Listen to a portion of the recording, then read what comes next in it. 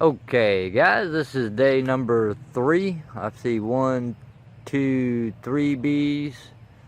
I don't know what all y'all can see on the camera, but what I'm gonna do is I'm just gonna keep this recording for a while so you can see the activity on day number 3. We should have 6 to 10 bees messing with it now, maybe more, but at least 6. And each day you should get more and more until the swarm eventually just wherever it's at just it comes in. Sometimes it comes in as a complete swarm, and you can watch the swarm itself travel through the air to the new home.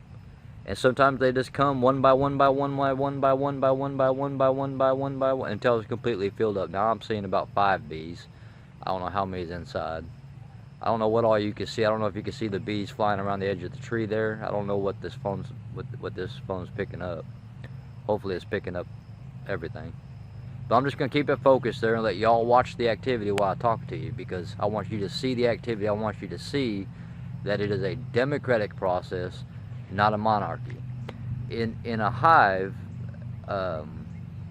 or in a colony, the queen is servant to all the other bees. She is there to do what the other bees want her to do, which is mass produce and as well as produce a pheromone to keep everybody calm and relaxed and in the right mood and all these different things. I hope you're catching all the activity that's going on here. There's quite a bit of activity. I'm seeing about 7 bees all together right now. A couple of them are inside. One just came out there. Okay, so what do you have? You have the queen, you have the workers, you have the scouts, and you have the drones. The drones are the only males in a hive. All other things, that is the queen, the workers, the scouts, all of them are females. The only one that is a male is the drone. The drone is bigger than a worker and a scout, but smaller than the queen. And a drone has big eyes. Their eyes are bigger than the worker bee eyes. I really hope you guys are catching all this activity. I really do. I want you to see the democratic process. Remember when we started on day 1, we had 1 bee. That was it. 1 bee, and it reported back to the swarm. Now let's get back to talking about these drones and what have you. The drones are the only males in the whole hive, and they're only usually in the spring, maybe into the summer, and eventually as you hit the dearth where there ain't no pollen and nectar and stuff for them to gather up, eventually the drones get kicked out. When you see drones in your hive, in your colony, at that point, guys, that's a sign that your hive or your colony is prospering. If it has the resources to produce drones and to feed them, remember, they serve no purpose except to mate with the queen. So they serve absolutely no purpose. They're being fed by the workers and everything else and using up resources. So when you see drones being produced in your hive or in your colony, then you know that you have a successful, prospering colony. So just remember that. That's when you see the drones, it means they're prospering. Okay, and that they're very successful and they have more than enough resources, or they wouldn't be producing drones. And when the dearth hits, then they kick out the drones. Okay, so now the drone is an exact duplicate of the genetics of the queen. In other words, it is genetically identical to the queen, but it is the male version of the queen. Okay, the drone, if you have an excellent queen that you love, that just produces amazing patterns and doesn't skip around and so forth and so on in the brood nest, brooding area, then what you want to do is you want that queen to produce drones, because that is the exact genetic copy of the queen. Man, I hope you guys are seeing all this activity. I really do. There's approximately 9 to 12 bees. I can't quite count them. Plus there's a couple inside. So anyway, this is day number 3, guys. Again, I want you to see the democratic process. More and more of the scouts are coming to check out the hive of the original scout bee that came over and gave the waggle dance for this location. Okay, So anyway, the drone is the exact copy of the queen. So if you have a queen you love, then you want that hive to produce drones, and then they'll go over to the drone hangout, which is a location usually on the edge of a field and a tree line or something like that, and they hang out way up above the trees.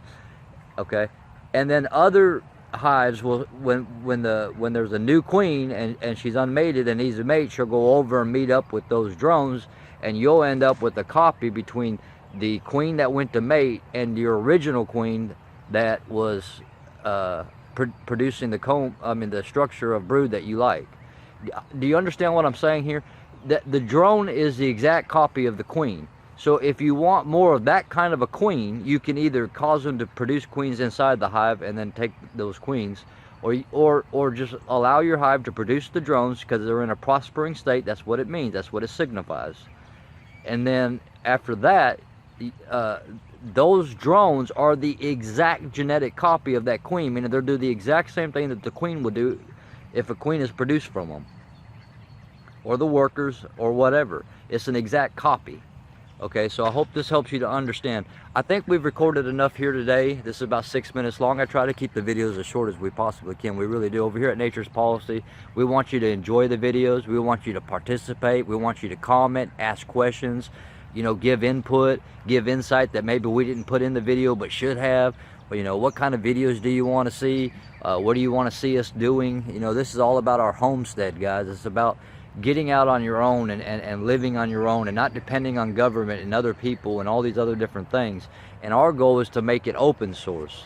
Make it an open source. In other words, we'll show you exactly how to do it, what you need, and where to get it and that kind of stuff, so you can do it on your own and not need to depend on somebody else. That's what we mean by open source. It's important. I think everybody should do it this way, that everything should be open source. If you have the skill and the ability, then you should explain it to others so that others can get the skill and the ability themselves and be able to do it at no cost.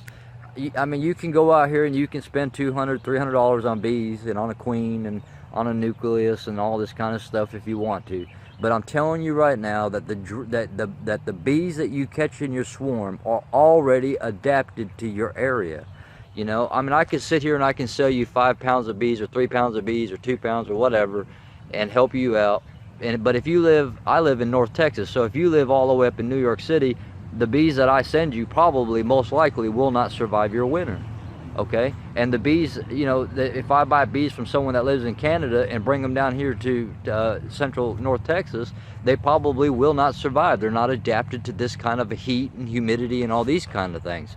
So it's more, I mean, look, if you guys live local here in north central Texas, and you don't want to catch your own bees, that's fine, and you want me to sell you bees, then over here at Nature's Policy, we'll do that for you, because you're right here, you're local, and we have the bees that you need.